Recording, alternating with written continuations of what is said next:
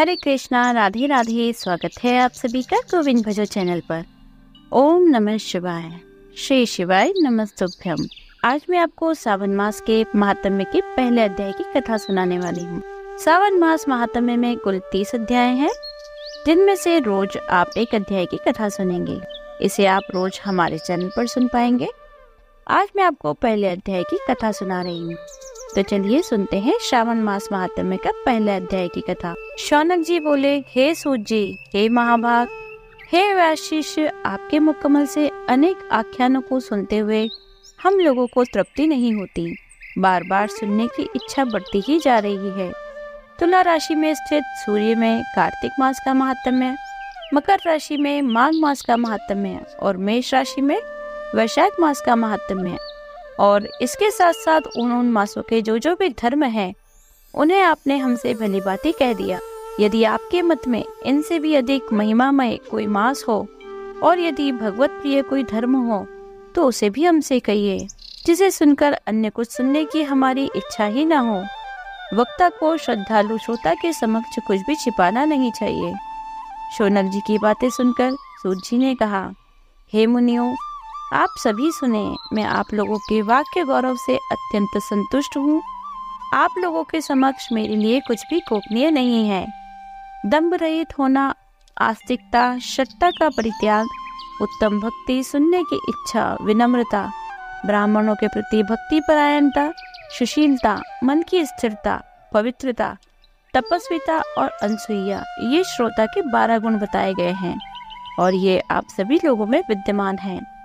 अतः मैं आप सभी लोगों पर प्रसन्न होकर उस तत्व का वर्णन करता हूँ। एक समय प्रतिभाशाली सनत कुमार जी ने धर्म को जानने की इच्छा से परम भक्ति से युक्त होकर विनम्र पूर्वक ईश्वर यानी भगवान शिव से पूछा। उन्होंने पूछा, योगियों के द्वारा आराधनीय चरण कमल वाले, हे देवों के देव, हे महाभाग, हमने आपसे अनेक व्रतों और बहुत प्रकार के धर्मों का श्रवण किया, फिर भी हम लोगों के मन में सुनने की अभिलाषा है। 12 मासों में जो मास सबसे श्रेष्ठ हो और आपकी अत्यंत प्रीति कराने वाला हो, सभी कर्मों की सिद्धि कराने वाला हो और अन्य मासों में किया गया काम यदि इस मास में किया जाए तो वह अनंत फल प्रदान करने वाला हो। हे देव, ऐसे किसी मास को बताने की कृपा करें। साथ ही लोक का अनुग्रह की कामना से उस मास के सभी धर्मों का भी हमसे वर्णन करें। सनत कुमार जी की बातें सुनकर ईश्वर ने कहा, हे सनत कुमार जी, मैं अत्यंत गोपनीय भी आपको बताऊंगा। हे सुव्रत, हे विधिनंदन, मैं आपकी श्रवण इच्छा और भक्ति से प्रसन्न हूँ। 12 मासों में श्रावण का महीना मुझे अत्यंत प्रिय है। इसका महात्म्य सुनने योग्य है, इसीलिए इसे श्रावण कहा गया है। इस मास में श्रावण नक्षत्र युक्त पूर्णिमा होती है, इस कारण से भी इसे श्रावण मास कहा जाता है। इसके महात्म्य के श्रावण मास से भी यह मास सिद्धि प्रदान करने वाला है, इसलिए भी यह श्रावण संज्ञा वाला है। निर्मलता गुण के कारण यह आकाश का सदस्य है, इसलिए इसे नभा भी कहा जाता है।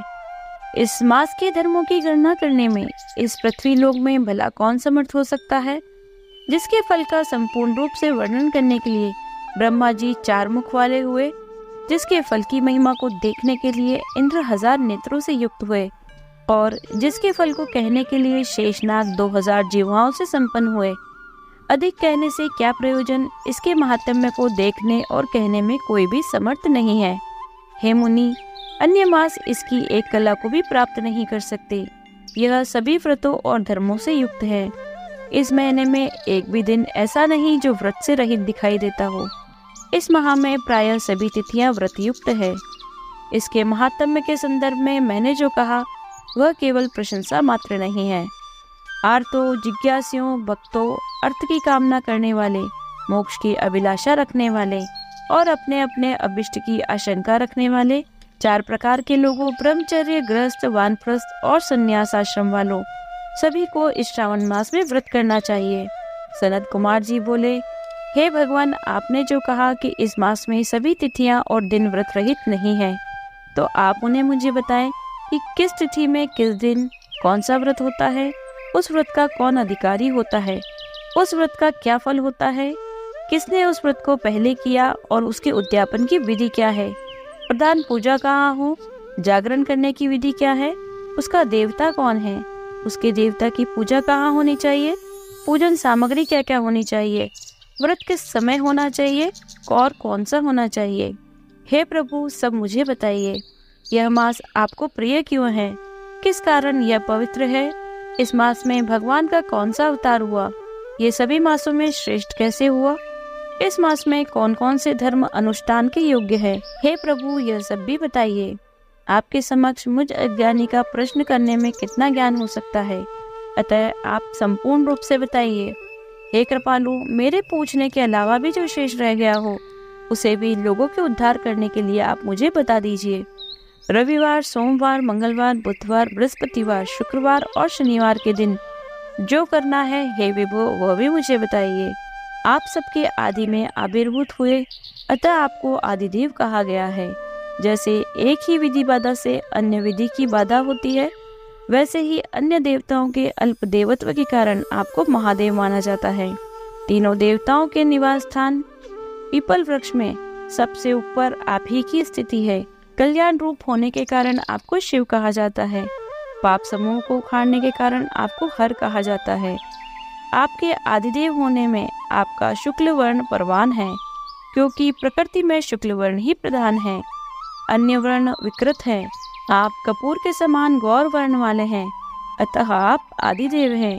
गणपति के अधिष्ठान रूप 4 दल वाले मूलाधार नाम के चक्र से ब्रह्मा जी के अधिष्ठान रूप से 6 दल वाले स्वाधिष्ठान नामक चक्र से और विष्णु जी के अधिष्ठान रूप 10 दल वाले मणिपुर नाम के चक्र से भी ऊपर आपके अधिष्ठित होने के कारण आप ब्रह्मा और विष्णु के ऊपर स्थित हैं। यह आपकी प्रधानता को ही व्यक्त करता है। हे देव, एकमात्र आपकी पूजा से पंचायत की पूजा हो जाती है, जो कि दूसरे देवता की पूजा से कभी भी संभव नहीं है। हे देव, आप स्वयं शिव है। आपकी बाई जंघा पर शक्ति स्वरूपा दुर्गा, दाहिनी जंघा पर गणपति, आपके नेत्रों में सूर्य और आपके हृदय में भक्तराज भगवान श्री हरि विराजमान हैं। अन्य के ब्रह्म स्वरूप होने से और रास के विष्णु स्वरूप होने से और आपका उसका भोक्ता होने के कारण, हे ईशान, आपके श्रेष्ठ तत्व में किसी को संदेह नहीं हो सकता। सबको व्यक्ति की शिक्षा देने हेतु आप शमशान में पर्वत पर निवास करते हैं। आप शमशान में और पर्वत पर निवास करते हैं। पुरुष सूक्त में मंत्रों के द्वारा प्रतिपादन करने के योग्य हैं, ऐसे महर्षियों ने कहा है। जगत का संहार करने वाले हलाहल को गले में भला किसने धारण किया? महाप्रलय की काल अग्नि को अपने मस्तक पर धारण करने में भला कौन समर्थ था? संसार रूप अंधकूप के पतन हेतु कामदेव को किसने भस्म किया?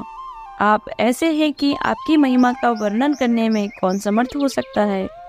मैं एक तुच्छ प्राणी हूँ, करोड़ों जन्मों में भी आपके प्रभाव का वर्णन नहीं कर सकता। अतः आप मेरे ऊपर कृपा करें और मेरे द्वारा पूछे गए प्रश्नों का मुझे उत्तर दें। यहाँ पर श्री सावन मास महात्म्य के पहले अध्याय की कथा समाप्त होती है। मिलते हैं आपसे दूसरे अध्याय में, तब तक बने रहिए गोविंद भजो चैनल पर। हरे कृष्णा, राधे राधे।